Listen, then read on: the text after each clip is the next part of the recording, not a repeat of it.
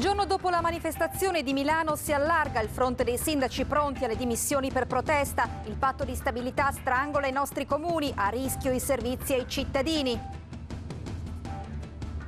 Ed ora cominciamo subito con i sindaci, perché il giorno dopo la manifestazione di Milano sono pronti a dimettersi dopo Giorgio Orsoni anche altri primi cittadini del veneziano. Non ce la facciamo più, dicono gli inquilini dei municipi. La gente ha bisogno di lavoro e di risposte. Noi siamo strozzati dai vincoli del patto di stabilità. Tutti i particolari nel nostro primo servizio.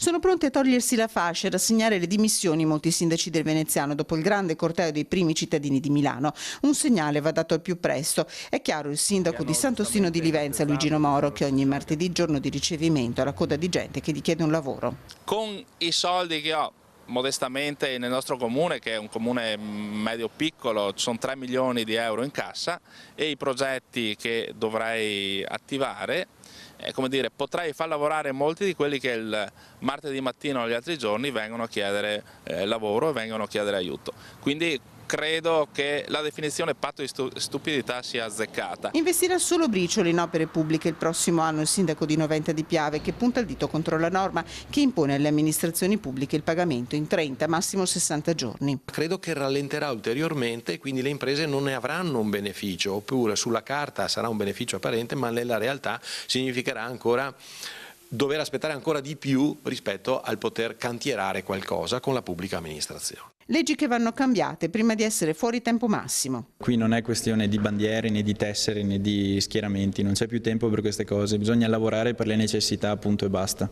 Io credo che bisogna un scatto di nervi e ha ragione sia Del Rio che Alemanno che Fassino, che o cambia qualcosa in questa legge 174 o bisogna che noi facciamo un'azione forte. Pronti a togliersi la fascia i sindaci con qualche distinguo. Ci penserò e ci penseremo insieme tra sindaci del territorio rispetto a questa scelta che comunque credo vada sottolineato, credo sia per un sindaco molto dolorosa. È necessaria un'azione forte, se serve mi levo la fascia anch'io, magari con qualche settimana d'anticipo. Pronti non solo a togliere la fascia, ma se l'ANCI tutti assieme decidiamo di rassegnare le dimissioni, rassegniamo le dimissioni.